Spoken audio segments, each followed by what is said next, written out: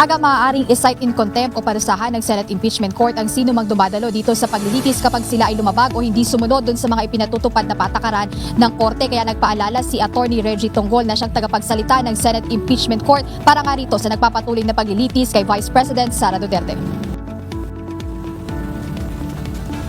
Ayon kay Attorney Reggie Tonggol, may kapangyarihan ang mga senator judge na hilingin sa presiding officer na patawan ng contempt ang sino mang testigo, abogado o kahit sino na nasa loob ng plenaryo na magpapakita ng hindi maganda o tamang pag-uugali. Isang halimbawa nito ay ang pakikipagtalo sa senator judges. Nag-iingay, na i-cite sila in contempt. As I also said before, marami namang klase ng pagkastigo o yung pag-penalize ng mga contemptuous actions.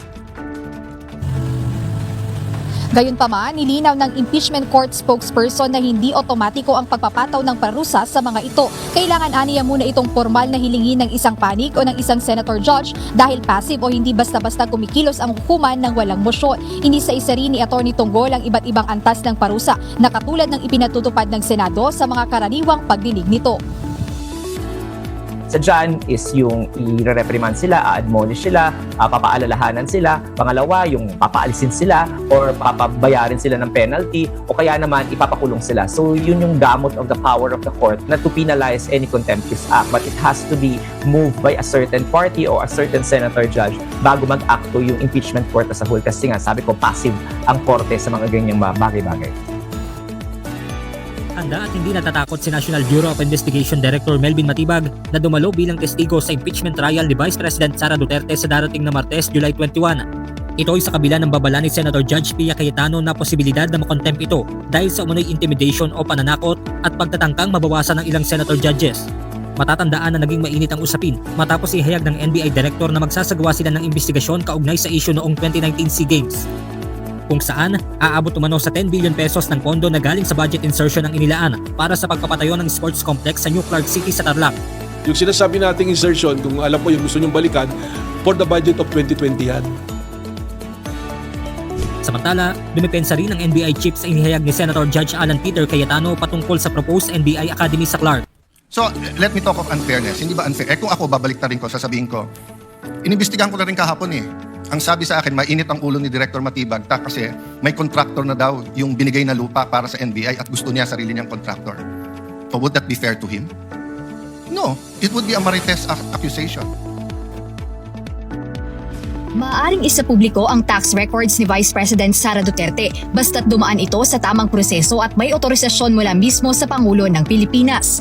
Ayon kay Attorney Reggie Tonggol, spokesperson ng Senate Impeachment Court, may legal na basihan o precedent o naunang kaso na kung saan pinayagan ang ganitong hakbang nang hindi nalalabag ang batas. Upang maiwasan aniya ang anumang pananagutang kriminal, kailangang dumaan sa tamang legal na proseso ang paglalabas ng tax records kung sakaling kakailanganin ito sa nagpapatuloy na paglilitis sa pangalawang Pangulo. Paliwanag ni Attorney Tonggol, sinusundan lamang ng korte ang naging sistema noong impeachment trial ni dating Chief Justice Renato Corona. At times, Commissioner Jimenarez, naghingi siya ng permiso sa presidente at ang rason niya ay President Noynoy, meron po akong subpoena dito, bigyan niyo po ako ng permiso kasi pag hindi po ako nagdala ng dokumento doon, mako-contempt of court po ako. At kapag wala naman akong permiso mula sa inyo, ako naman ay pwedeng kasuhan ng criminal case under Section 270 ng National Internal Revenue Code o ng Tax Code. Kaya para po wala akong liability, hihingi po ako sa inyo ng permiso ayon sa Section 71 naman ng Tax Code na pinapayagan. Paliwanag pa ni Attorney Tonggol, ito ang tamang paraan upang maprotektahan ang sinumang tatayong Bureau of Internal Revenue o BIR Commissioner laban sa kasong contempt of court o criminal liability. Pinuri ng isang constitutional lawyer ang takbo o ang impeachment court kaugnay ng takbo ngayon ng impeachment trial ni Vice President Sara Duterte. Ayon kay Attorney Jennifer Arlene Reyes, nakuha na ng impeachment court ang tamang ritmo at hindi na mabagal ang proseso bagaman may kaunting pagkakaantala dahil sa mga paulit-ulit na tanong ng ilang senator judges. In fairness, kay Senator Escudero, I really admire how he presides this impeachment trial. Although, of course, hindi perpekto, may mga kailangan pa siyang i-improve. Gayunpaman, sinabi rin ng senador na handa ang Senate minority na imbestigahan ang mga anomalya sa flood control projects. Ito proposal natin sa NBI sa Malacanang at saka sa DOJ. Imbestigahan niyo yung Southeast Asian Games of 2019 kung saan tayo nag-overall champion at pinangala ng buong Southeast Asia. Imbestigahan niyo ng gusto, bigay niyo lahat. We will support totally. Pag sinabi kong we, ako at hinihimo ko lahat ng mamayan, supportahan yung investigasyon na yan. Tapos, ako naman, 10 ng aming mga kasama na ngayon ay nasa minority, imbestigahan naman namin ang flood control. Bill?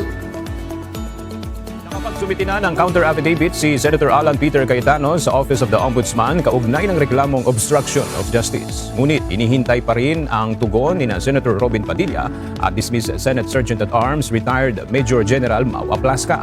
Kaugnay ito ng reklamo sa umano'y kanilang naging papel sa pagtulong kay Senator Ronald Bato de la Rosa upang makaiwas sa pagsisilbi ng warrant of arrest mula sa International Criminal Court. Ayon sa Ombudsman, kapag hindi nakapagsumite ng kanilang counter affidavit ang dalawang respondent, ituturing ng submitted for resolution ang reklamo at hindi natatanggap ng karagdagang motion o pleading mula sa kanila. Batay sa pinakabagong resulta ng Social Weather Stations o SWS survey, bahagyang umangat ang net satisfaction rating na nakuha ni Vice President Sara Duterte sa isinagawang survey mula June 20 hanggang June 29, 2026. Lumabas na 58% ng adult Filipinos ang kontento sa performance ng Vice Presidente, habang 26% ang dissatisfied na nagresulta sa net satisfaction rating na positive 31. Bahagyang mas mataas ito kumpara sa positive 29 na naitala noong March 2026. Nanatiling mataas ang net satisfaction rating ni VP Duterte sa Mindanao na positive 84 o excellent. Sinusundan ito ng Visayas na may positive 36 na good, Balance Luzon na positive 10 o moderate, at Metro Manila na positive 3 o neutral. Naunang nakapagtala ng improvement sa net satisfaction rating si Pangulong Ferdinand Marcos Jr. kung saan tumaas sa negative 7 ang dati nitong rating na negative 50. Malakas na rumbling sound mula sa Mayon Volcano ang narinig sa barangay Mabinit, Legazpi City kaninang umaga sa gitna ng patuloy na aktibidad ng bulkan. Muli namang pinaalalahanan ng mga otoridad ang publiko na manatiling mapagbantay, mahigpit na sundin ang mga opisyal na abiso at iwasang pumasok sa loob ng 6-kilometer permanent danger zone at iba pang restricted areas para sa kanilang kaligtasan. Nananatili ang Mayon Volcano sa Alert Level 3.